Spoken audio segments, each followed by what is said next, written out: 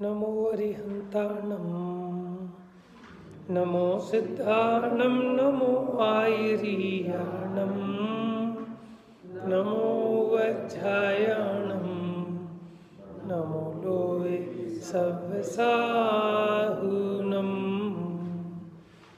एष सुरासुरमणुसिन्ध वन्दितं धोदघायिकं ममलं प्रणमामि वर्धमानं तीर्थं धम्मस्य कर्तारम्। तो यहाँ चर्चा प्रारंभ होनी है अब ईश्वर न्याय और अनीश्वर न्याय की। ईश्वर का मतलब होता है प्रभु, प्रभुतावान, जिसकी माने पूरी तरह जिसकी सुपर पावर हो। देखिए आत्मद्रव्य ये 34 और 35 नंबर के नए हैं 47 नयों में से।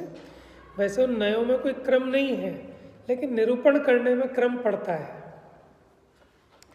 आत्मद्रव्य ईश्वर नय से धाये की दुकान पर दूध पिलाए जाने वाले राहगीर के बालक के समान परतंत्रता को भोगने वाला है, और अनीश्वर नय से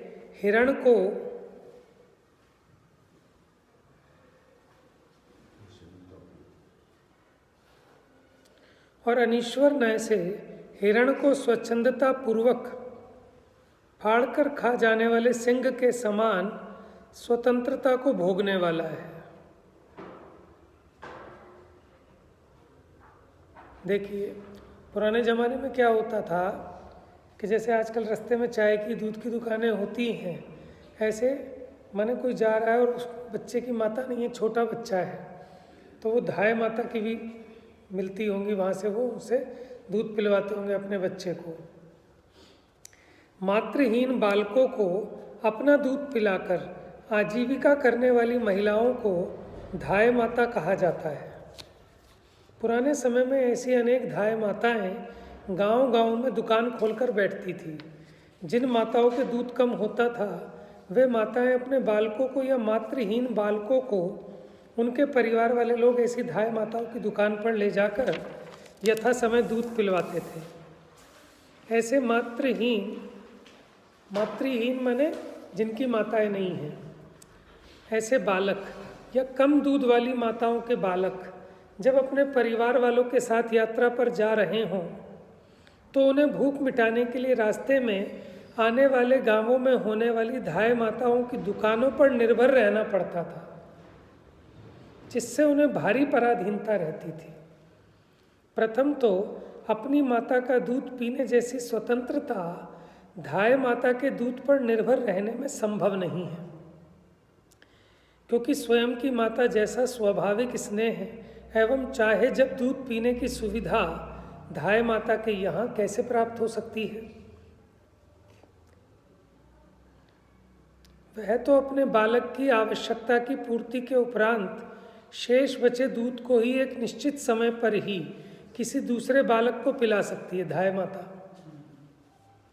दूसरे, दुकान पर जाकर पीना भी तो सुविधाजनक नहीं होता।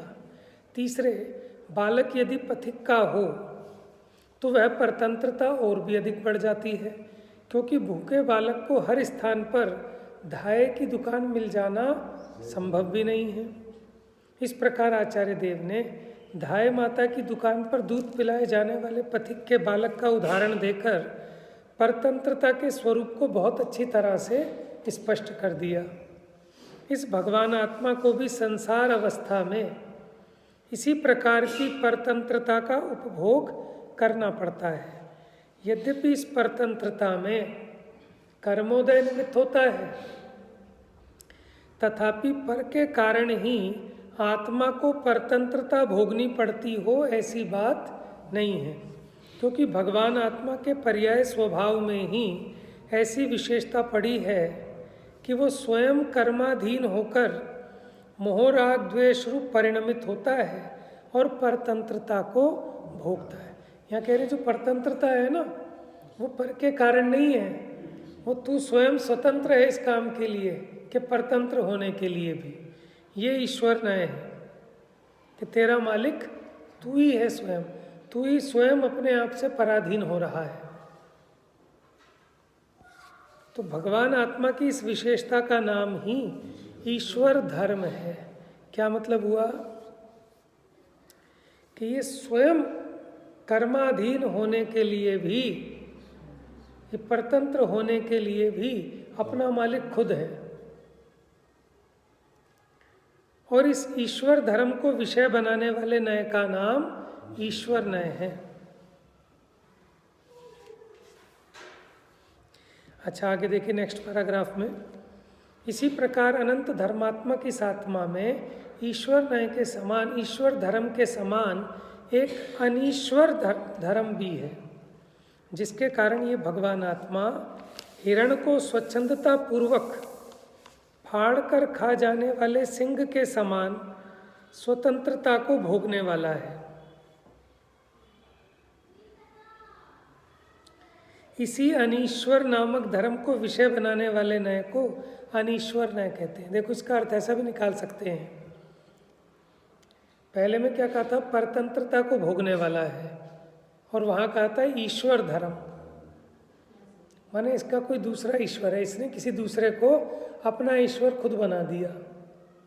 ठीक है, दूसरे में कहा स्वतंत्रता को भोगने वाला है, यानी इसका कोई दूसरा ईश्वर नहीं है।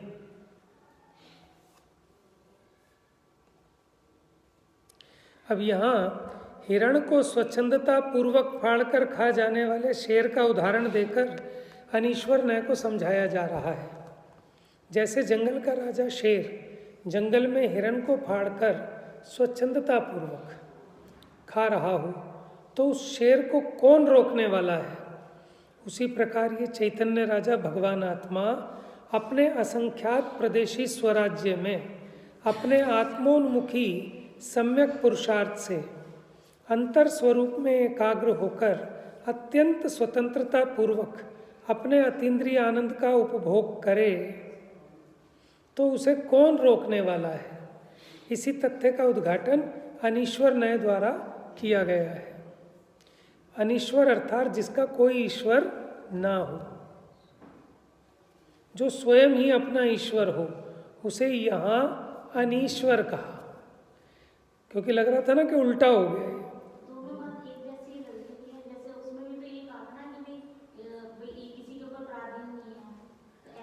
नहीं, इन्होंने पहले वाले में कहा कि परतंत्रता को भोगने वाला है, कर्मोदय के अधीन है। पहले वाले में क्या, जैसे धाय माता के अधीन है ना वो बालक, तो पहले वाले में क्या कहा कि कर्मोदय के अधीन है, तो इसलिए उसको कहा है ईश्वर धर्म। ईश्वर धर्म माने अभी इसका ईश्वर कौन हो गया? कर्म, कि कर्म ने इसको पराधीन कर लिया। लेकिन वास्तव में तो गहराई में जाके देखें तो कर्म ने इसको अधीन किया कि स्वयं कर्म के अधीन होता है ना। तो अब दूसरे धर्म में उल्टा बता रहे हैं, अनीश्वर नय, जिसका कोई ईश्वर ना हो, माने खुद ही अपना ईश्वर हो। नाम है इसका अनीश्वर नय, लेकिन इसका अर्थ ऐसा निकालना कि जिसका कोई दूसरा ईश्वर ना हो, और पहले वाले ईश्वर नय में कि जिसका कोई दूसरा ईश्वर हो। तो ईश्वर उसे बनाता कौन है? ये स्वयं ही बनाता है उसको ईश्वर है। देखो, अगर ये जीव जगत में जिसको भी जगत के प्राणी ईश्वर मानते हैं, वो तो ये अपनी स्वयं की श्रद्धा से मानता है ना, तभी तो उनकी आज्ञा में चलता है। और अगर ना माने तो कौन जबरन चलाने वाला है? बात समझ में? अगर वो जो मातृहीन बालक है वो दूध पीने का ही त्याग करा दिया जाए उसको, तो अब बताओ उसे कौन परतंत्र बनाएगा? बात समझ में आ रही है? तो ऐसे कोई कर्म जबरदस्ती तो पराधीन नहीं बनाते, निमित्त मात्र है, होता तो स्वयं ही पराधीन है। लेकिन यह इन दोनों नयों में बात कहनी है। पहला है ईश्वर धर्म, जिसके कारण इसका कोई ना कोई ईश्वर है। ठीक है, ईश्वर है मतलब ये किसी ना किसी को अपना मालिक बना लेता है, परतंत्र हो जाता है। अनीश्वर ने में कहा कि कोई इसका ईश्वर नहीं है, यानी स्वतंत्र है। समझ में आया? जैसे अब जिस बच्ची का विवाह हो गया वो परतंत्र हो गई, उसका स्वामी है, उसे कहीं जाना है आना है उससे पूछ के आना जाना पड़ेगा, लेकिन उसे मालिक बनाया किसने? उसने स्वयं नहीं तो बनाया। आज वो उसका स्वामी बना, अभी 1 मिनट में ख़त्म कर दे कि भाई तेरा मेरा कोई संबंध नहीं, डिवोर्स, तो हो गई स्वतंत्र है।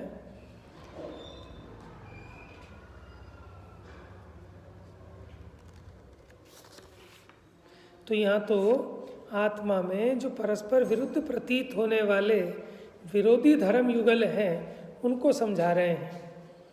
वो सर्वथा विरोधी नहीं है, उनका विषय विरुद्ध है। अगर सर्वथा विरोधी होते तो एक आत्मा में दोनों कैसे पाए जाते?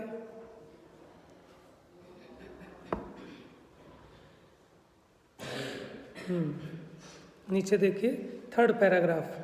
ईश्वर नय से यह भगवान आत्मा पराधीनता को भोगने वाला है और अनीश्वर नय से स्वाधीनता को भोगने वाला है।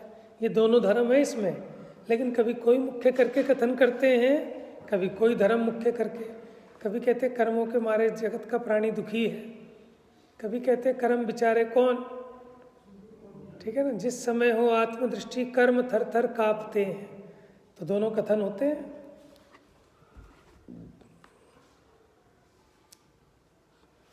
इन दोनों नयों का ज्ञान भगवान आत्मा में एक साथ विद्यमान रहता है। तात्पर्य यह है कि दोनों अपेक्षाएं उसके प्रमाण ज्ञान में समान रूप से प्रतिभासित होती रहती हैं। यद्यपि प्रतिपादन काल में मुख्य गौण व्यवस्था होती है, तथापि भगवान आत्मा के प्रमाण ज्ञान में तो सब कुछ स्पष्ट रहता ही है। क्योंकि देखो, हम कभी एक नए के कथन को मुख्य करते हैं तो दूसरे को गौण, लेकिन ज्ञानी के ज्ञान में दोनों विवक्षाएं उसके ख्याल में है, तभी तो कभी एक को मुख्य करता है, नहीं तो मुख्य कहाँ करेगा। अगर उसके दोनों ज्ञान में हैं तभी तो एक को मुख्य दूसरे को गौण करेगा, और अगर दोनों उसके ज्ञान में ही नहीं है तो मुख्य गौण थोड़ी करेगा, वो तो एकांत करेगा। देखो अभी गजब का पैराग्राफ है बोल्ड लेटर में। यहाँ अनीश्वर नय से तो भगवान आत्मा की स्वाधीनता सिद्ध की ही है, लेकिन जो हमने ईश्वर न्याय भी बताया है उससे भी एक प्रकार से स्वाधीनता ही सिद्ध की है, क्योंकि पराधीनता भोगने का धर्म भी उसके स्वभाव में विद्यमान है। कर्म या अन्य निमित्त उसे पराधीन नहीं करते, अपितु वह स्वयं की भूल से ही पराधीन होता है, कर्माधीन होता है। पर का आश्रय लेकर उसे ईश्वरता प्रदान करता है और उसके अधीन होकर दुख भोगता है। हाँ, अगर इसमें ये धर्म नहीं होता तो कोई इसको पराधीन कर नहीं सकता था।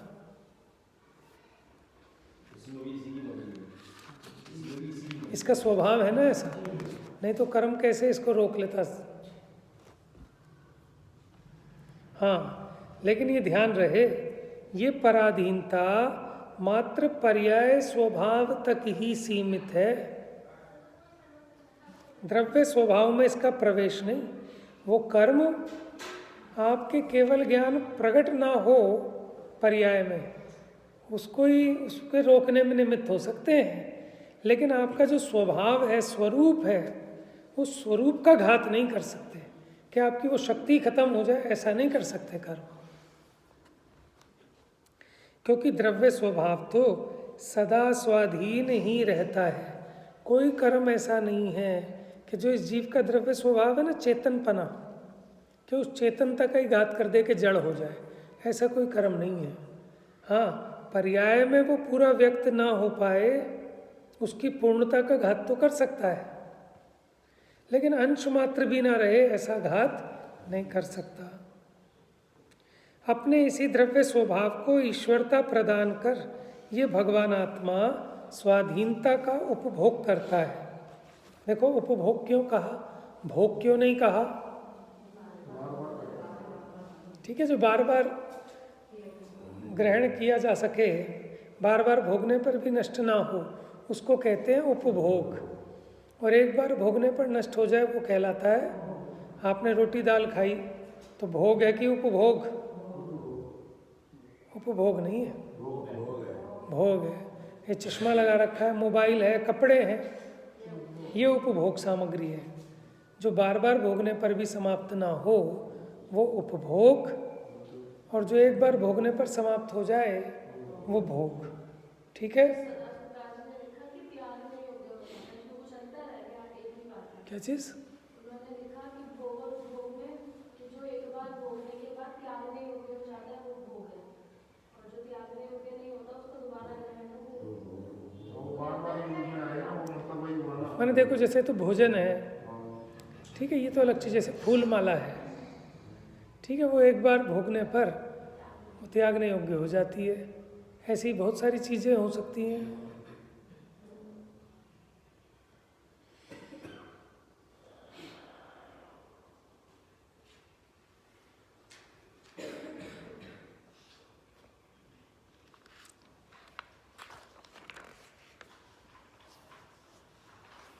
तो ये जो पराधीनता है ये पर्याय स्वभाव तक ही सीमित है। द्रव्य स्वभाव तो सर्वथा स्वाधीन रहता है।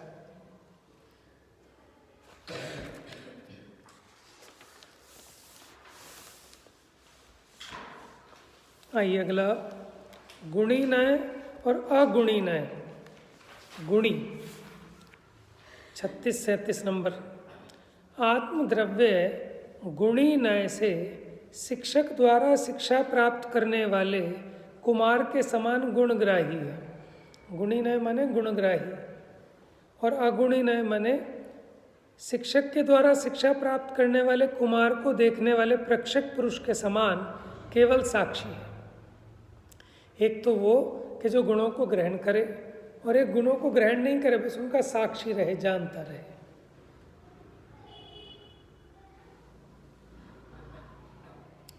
देखिए नीचे सेकंड पैरा।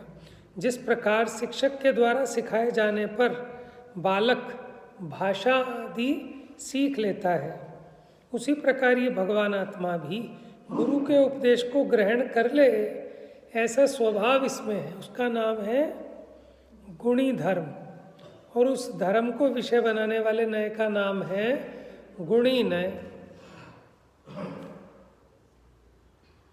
जिस प्रकार शिक्षा ग्रहण करते बालक को देखने वाला पुरुष शिक्षा ग्रहण नहीं करता, अपितु मात्र साक्षी भाव से देखता ही रहता है, उसी प्रकार ये भगवान आत्मा पर से कुछ भी ग्रहण नहीं करता, मात्र उसे साक्षी भाव से जानता देखता ही है।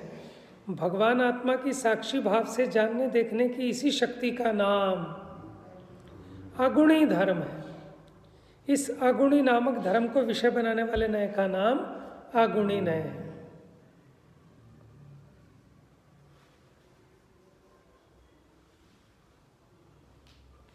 अगले पेज पे आइए।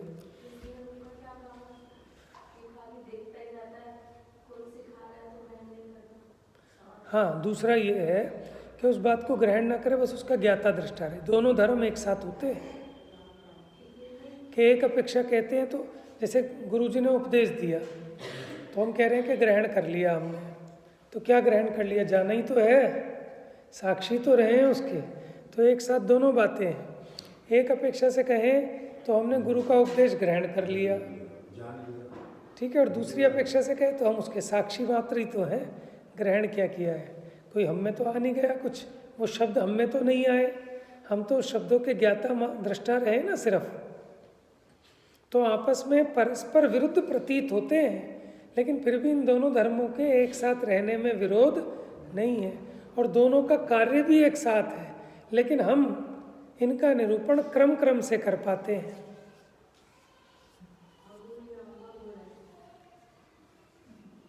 अगुणी नाम का। यदि भगवान आत्मा में गुणी धर्म ना होता तो फिर देशना लब्धि संभव ना होती। तीर्थंकर भगवान के उपदेश का लाभ भी इसको प्राप्त नहीं हो पाता, क्योंकि जब वह उसे ग्रहण ही नहीं कर पाता तो लाभ कैसे होता? देशना में ग्रहण, धारण, निर्धारण। इसी प्रकार यदि अगुणी धर्म नहीं होता तो फिर इसे सभी उपदेशों को ग्रहण करना अनिवार्य हो जाता। इसमें दूसरे स्टाइल से ले लिया कि अब इसके ऊपर है कि किस उपदेश को ग्रहण करे और किसको ना करे, उसका साक्षी रह जाए। जैसे हम 100 बात सुनते हैं, कहते हैं ना सुनो सबकी करो मन की। समझ में? अब जो मन की करता है उसमें वो किसी ना किसी से तो मैच करती है ना। अभी भी बहुत सारे उपदेश तो सुनते ही हैं, अब ग्रहण क्या किया क्या नहीं किया वो करते हैं, अपने मन की रहे हैं, मन के अलावा ठीक है ना। उपदेश तो अभी भी सुनते ही हैं। और वो सुनने के बाद उन्हें किया नहीं तो मैंने अपने या फिर जो इसने उपदेश सुना अब उसे वैसे ही अपना मन बना ले। अभी पता नहीं कौन क्या क्या सुनाता है, क्या क्या उपदेश देता है। हाँ, जैसे मान लो आप हॉस्पिटल में एडमिट हो गए, अब आपके 100 रिश्तेदार आएंगे ना, हर आदमी डॉक्टर है, हर आदमी एक नया फार्मूला बता के जाएगा, कोई ना कोई औषधि, कोई ना कोई इलाज। अच्छा, फिर विपरीत आइडिया भी बताते हैं, जैसे अभी भी किया ना तो अभी आइडिया एक आएगा, फिर दूसरा विरोधी आइडिया आएगा, फिर तीसरा आइडिया आएगा, तो आइडिया तो हर उपदेश। तो उसमें से भी हमें जो जचता है हम उसको तो ग्रहण करते हैं, बाकियों को छोड़ना ही पड़ेगा। साक्षी रहते हैं बस उसके। हाँ ठीक है, करना भैया, हाँ करेंगे करेंगे। सबका उपदेश ग्रहण करें तो पागल हो जाएंगे। यही तो आफत है, एक अनार 100 बीमार। छोड़ना ही पड़ेगा, बहुत चीजें तो छोड़नी ही पड़ेगी, तभी जीवन वैसे भी। अब मान लो एक ही डेट है, उस डेट में आपके पास 10 कार्ड आ गए, आप कैसे जाओगे 10 जगह? समझ में आया ना?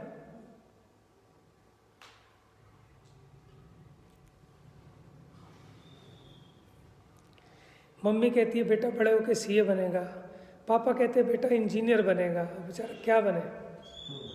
अब जो उसके मन को जचे, कुछ और ही बनेगा। समझ में? जो उसके मन को जचे। तो जहाँ अपना मन मानता है उस उपदेश को तो ग्रहण करता है, और जहाँ नहीं मानता कहता हाँ ठीक ठीक ऐसा। तो अगर ये अगुणी धर्म नहीं होता तो फिर सारे उपदेशों को ग्रहण करना इसको अनिवार्य हो जाता। इतनी स्वतंत्रता तो रहनी चाहिए।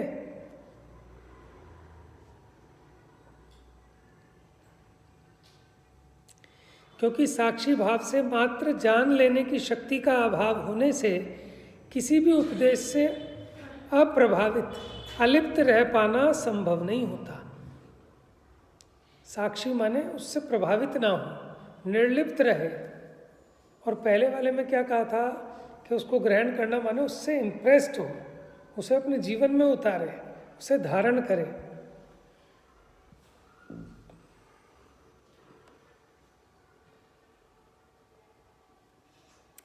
नीचे देखिए बोल्ड लेटर में, यहाँ अगुणी धर्म का अर्थ ना तो दुर्गुणों का सद्भाव ही है, अगुण माने दुर्गुण नहीं है यहाँ पे, और न सद्गुणों का अभाव ही, अपितु परोपदेश को साक्षी भाव से जान लेना मात्र है।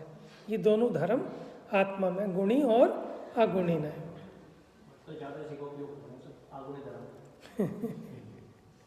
ऐसा नहीं है, गुणी धर्म कभी कर रहे हैं। किसी ने कहा भैया एक फैक्ट्री डाल लो, तुरंत डाल लेते हैं कि भैया ठंड हो रही है, जरा 2-4 सूट वूट ले आओ, सस्ते मिल रहे हैं, सेल लग रही है, हम तो ले आए, एक के साथ एक फ्री है, चलो ले आए। घर के पर्दे बहुत पुराने हो गए, चेंज कर लो। तो ये सब फटाफट उपदेश ग्रहण कर लेता है। और कोई कहे कहाँ किन चक्रों में पड़े हो, मंदिर आओ, अपना धर्म ध्यान करो। तो जैसा जिसका होनहार है, जैसा जिसका ज्ञानी अज्ञानी की अलग अलग न्यारी न्यारी चाल है। देखो, ज्ञानी विषय कषाय के कार्यों को इग्नोर करता है और धर्म के कार्यों में एकदम चुस्त जागता है, और अज्ञानी धर्म के कार्यों को तो इग्नोर मारता है और बाहर के विषय कषाय के कार्यों में चुस्त रहता है एकदम।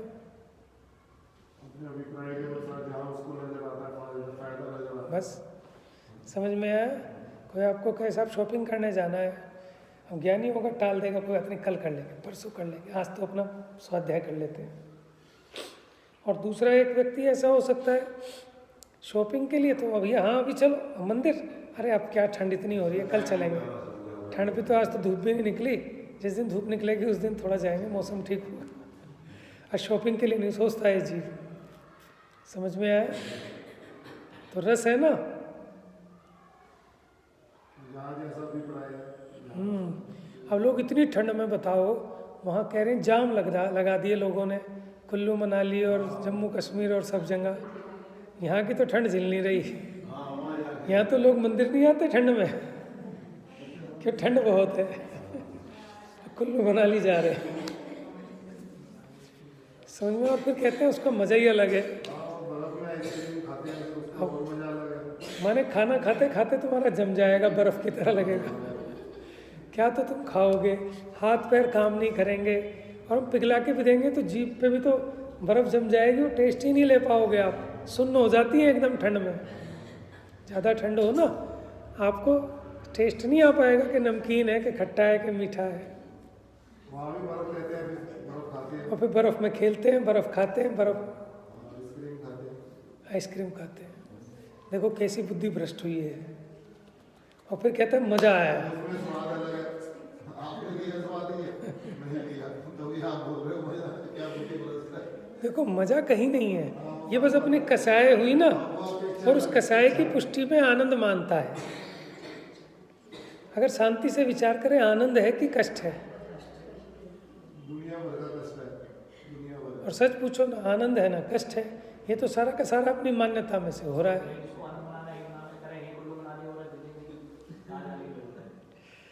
समझ में आया? तो ऐसे ही है, ये जीव अपना इतना पैसा खर्च करता है, अपनी फैक्ट्री बंद करेगा 4 दिन को, है अपनी जेब के पैसे लगाएगा, और कितना रिस्क, कितने एक्सीडेंट हो जाते हैं। गाड़ी फंस गई, रास्ते बंद हो गए, लैंडस्लाइड हो गई है, और उस कीमत पे भी जाता है। यानी देखो, जब किसी माने कर्म ये जीव को ले जाके कहाँ ले जाके पीटता है। अगर इसकी किस्मत में लिखा है ना कि इसकी मौत माने वो मनाली की पहाड़ी से गिर के होनी है, तो इतनी भरी सर्दी में भी वहाँ जाके मरेगा ये। समझ में आया? और वहाँ इसको क्या मजा आएगा, और तेज चलाओ, और तेज। काहे के लिए? अच्छा, अच्छा, शिखर जी जाने के लिए भी तो 3 बजे उठ जाते हैं। 3 बजे कहाँ उठ जाते हैं? वहाँ जो है ना, एक्चुअल में क्या है, वहाँ जो है ना एक रोहतांग पास है, लिमिटेड टाइम होता है आपके पास, फिर जाम लग जाते हैं लोग, इसलिए जल्दी निकल जाते होंगे कि हम ज़्यादा आगे तक जा पाए। तो पुराने ज़माने की बात बता रही हूँ भाभी जी।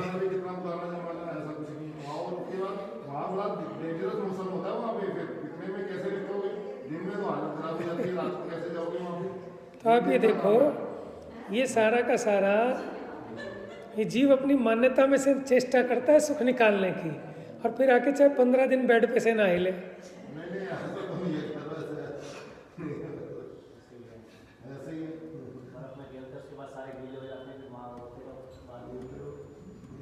चलिए खैर, तो बात क्या चली थी, साक्षी भाव से जान लेना बस, और एक उस उपदेश को ग्रहण करना। ऐसे गुणी नय और अगुणी नय से आत्मा के गुणी धर्म और अगुणी धर्म का परिचय कराया।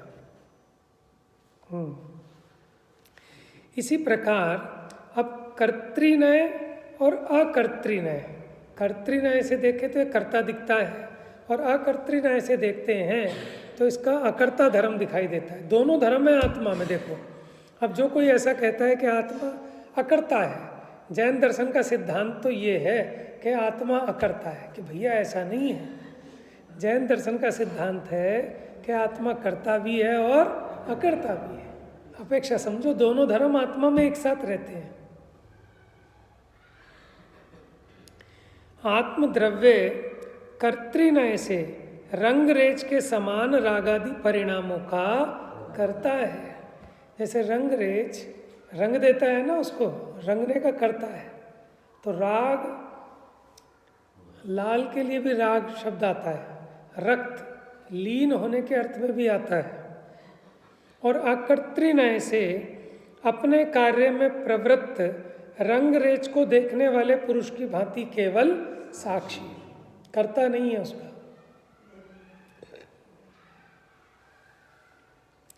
तो जैसे कोई रंग रेच कपड़ा रंग रहा हो, उसी समय कोई दूसरा पुरुष खड़ा खड़ा वीतराग भाव से उस कपड़े को रंगते हुए देख रहा हो।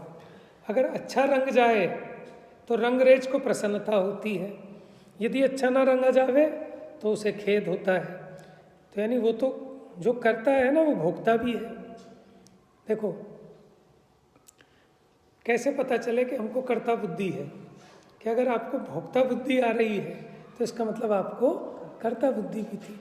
यानी उस कार्य के होने पे अगर आप सुखी होते हैं और खराब हो जाने पर दुखी होते हैं, इसका मतलब आप अपने में कर्ता बन रहे थे। जैसे मैंने महिलाओं ने बड़े चाव से व्यंजन बनाए, अब बढ़िया बन गए तो बहुत फूल रही हैं, ठीक है ना, कैसा बना बनाया ना अच्छा बढ़िया, तो इसका मतलब उन्हें कर्तापना भी आ रहा है। और अगर बेकार बन गया तो दुख हो रहा है कि आज तो सारी मेहनत बेकार हो गई, बनाया तो अच्छा था बेकार बन गया, ये हो गया, माने वो दुख को भोग रही हैं। इसका मतलब उनकी उसमें कर्ता बुद्धि थी, इसीलिए वो भोक्ता भी हो रही हैं। तो जो नहीं करता वो भोक्ता भी नहीं होता, जो साक्षी रहेगा ना उसको कर्तापने का भाव और ना भोगने का, वो भोगेगा ही क्यों कि मेरी तरफ से। अब इस पर किसी ने अपने मकान के बाहर काले रंग की पुताई कर ली, मैं काहे को दुखी होऊंगा, समझ में आया? तो ये तो उदाहरण था, उदाहरण तो बाहर की अलग अलग दो चीज़ों पे घटित किया, लेकिन ये तो एक ही आत्मा में एक साथ दोनों धर्म हैं, कर्तृधर्म भी और अकर्तृधर्म भी।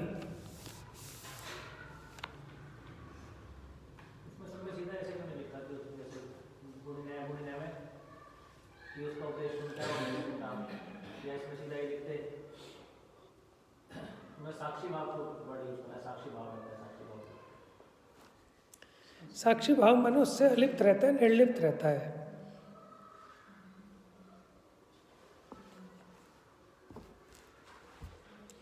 क्योंकि देखो एक तरीके से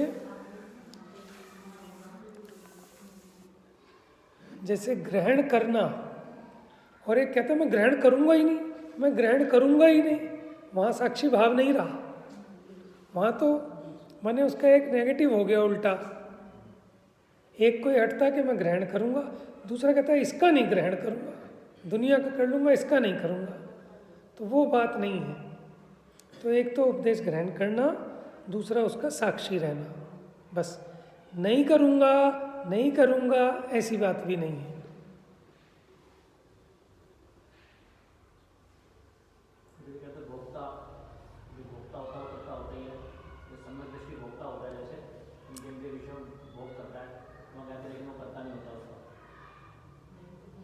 देखो जिस अपेक्षा, सुनो अच्छा प्रश्न है, क्या आप कहते हो सम्यक दृष्टि भोक्ता नहीं होता, लेकिन 5 इंद्रियों के विषय भोग तो उसको होते हैं। तो जिस अपेक्षा से अगर वो भोगता है ना, तो उस अपेक्षा से करता भी तो है।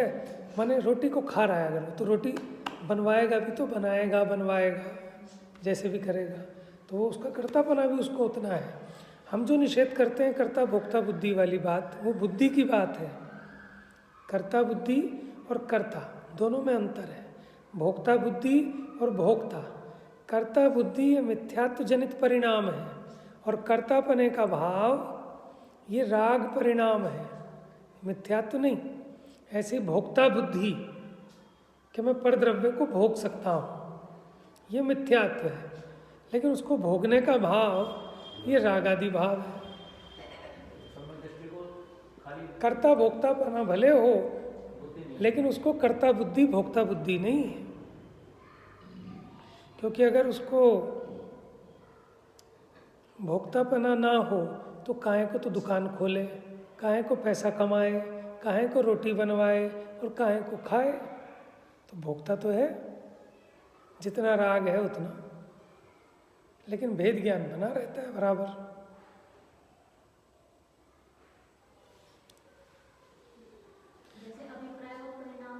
हाँ, अभिप्राय तो सही हो गया, लेकिन परिणामों में भी जितनी कषाय है उतने परिणाम तो होते ही हैं।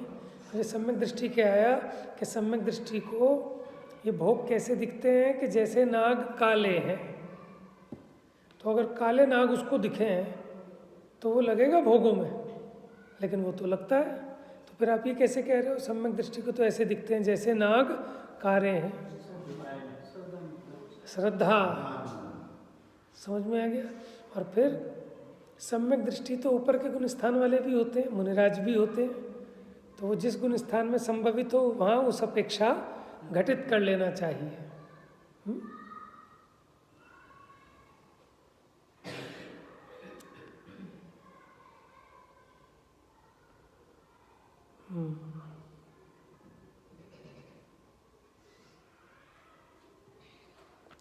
देखो अब समस्या पता है क्या है, हम आपसे इसमें मुझे संतुष्टि नहीं हो रही, क्योंकि आचार्य देव ने सिर्फ एक एक लाइन लिखी है ना। क्या लिखा है?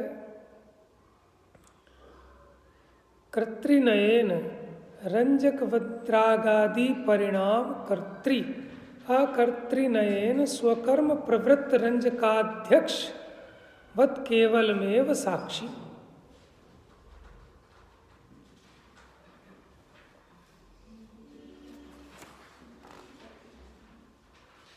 अब जिसके जैसा चाहे वो वैसा अर्थ निकाल लो। क्या कह रहा हूँ? इन्होंने तो सिर्फ उदाहरण दिया कि एक में तो रंगरेज की भांति, जैसे वो कपड़ा रंगने की क्रिया का करता है, और अकर्तृनय से अपने कार्य में प्रवर्तने वाले रंगरेज को देखने वाले पुरुष की भांति केवल साक्षी है। अब आपके ऊपर आप इसमें से कितना ही कितना निकाल लो, कैसे ही निकाल लो। लेकिन उससे मूल सिद्धांत नहीं कटना चाहिए, वीतरागता का पोषण होना चाहिए, आगम सम्मत होना चाहिए, स्ववचन बाधित नहीं होना चाहिए। देखो कह देता हूँ, मुझे मतलब यहाँ संतुष्टि नहीं हो रही। यहाँ क्या लिखा है देखो, पेज नंबर 558 सबसे ऊपर, जिस प्रकार रंगरेज कपड़ा रंगने की क्रिया का करता है, उसी प्रकार ये भगवान आत्मा कर्तृनय से अपने में उत्पन्न रागादि परिणामों का करता है। ये तो बात ठीक है। और जिस प्रकार देखो, अब ये तो ना वहाँ ये नहीं लिखा कि अपने में उत्पन्न रागादि परिणामों का करता है कि पर का करता है, ये तो टीकाकार ने लिखा है। और जिस प्रकार कपड़ा रंगते हुए उस रंगरेज को वीतराग भाव से देखने वाला अन्य पुरुष कपड़ा रंगने की क्रिया का कर्ता नहीं है, मात्र साक्षी है, उसी प्रकार ये भगवान आत्मा अकर्तृनय से अपने में उत्पन्न होने वाले राग द्वेष आदि भावों का कर्ता नहीं है, केवल साक्षी है।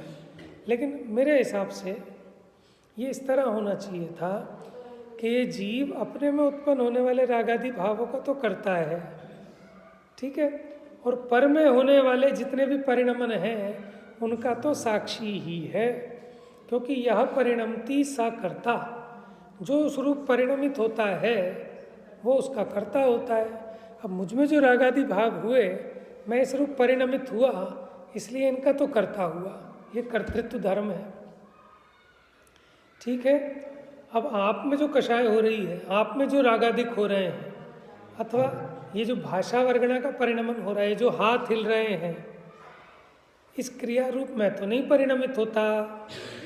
हाँ, हाथ को हिलाने के भाव का मैं करता हूँ, लेकिन हाथ के हिलाने का अकर्ता हूँ। तो ऐसे दोनों धर्म आत्मा में हैं। अगर नहीं होते तो जिस प्रकार अपने परिणामों का करता है, उसी प्रकार पर के परिणामों का भी कर्ता ठहर जाता। तो पर के परिणाम का कर्ता नहीं है, ऐसा आत्मा में एक धर्म है, उसका नाम है अकर्ता धर्म। और अपने परिणाम का कर्ता है, ऐसा एक आत्मा में धर्म है, उसका नाम है कर्तृधर्म, है ना। लेकिन टीकाकार स्वतंत्र है, हर एक की अपनी विचारणा और ज्ञान तो अथाह है, देखो, ठीक है।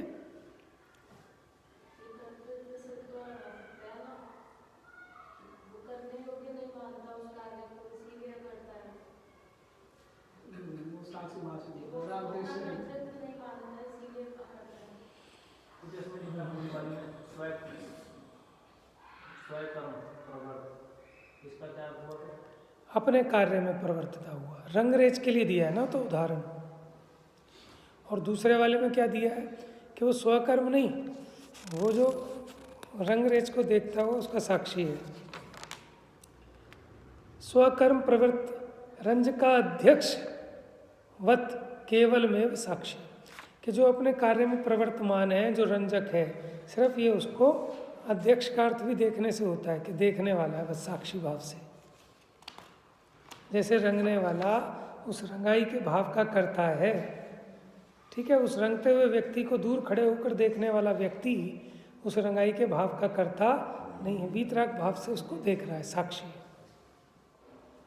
ऐसे ही आत्मा यह परिणमति सकर्ता, स्वयं जिस कार्य रूप परिणमित होता है, जिस भाव रूप परिणमित होता है उसका तो करता है, लेकिन जिस भाव रूप स्वयं परिणमित नहीं हो सकता उसका ये करता नहीं होता। तो अकर्तृ भी, जैसे अस्थि और नास्ति धर्म थे ना, कि अस्थि के कारण अपने रूप तो रहता है, नास्ति माने पर रूप नहीं होता। ऐसे ही कर्ता माने अपने परिणामों रूप तो परिणमित होता है, लेकिन पर के परिणामों रूप परिणमित नहीं होता। इसका नाम कर्तृ और अकर्तृ धर्म है। जैसे अपने भावों का कर्ता होता है, ऐसे ही पर के भावों का भी कर्ता होने लगे तो सृष्टि का विनाश हो जाए।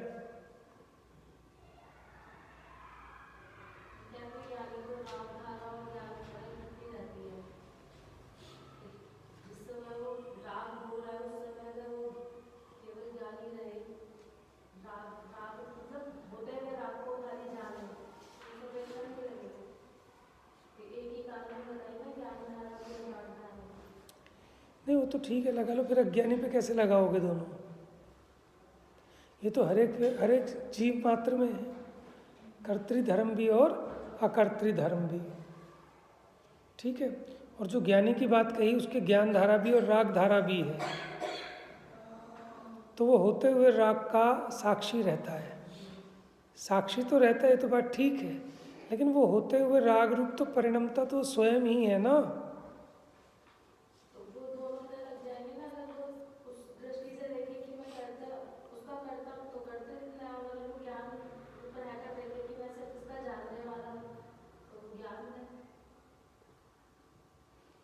देखो कई बार राग द्वेष हो जाते हैं, मगर वो मतलब करता और एक से नहीं होता। जैसे क्रोध आ गया तो उसका करता कई बार कहाँ होता है। देखो, यह कर्ता का मतलब ये नहीं है कि जो बुद्धिपूर्वक करे।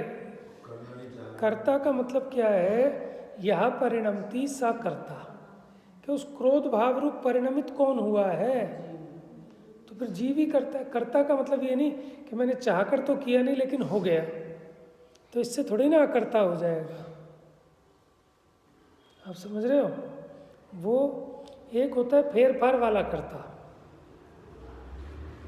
एक होता है यह परिणमति सकर्ता, एक होता है स्वस्वामी वाला कर्ता, कि अगर जो जिसका मालिक बनता है वो वही करता ही है उसका।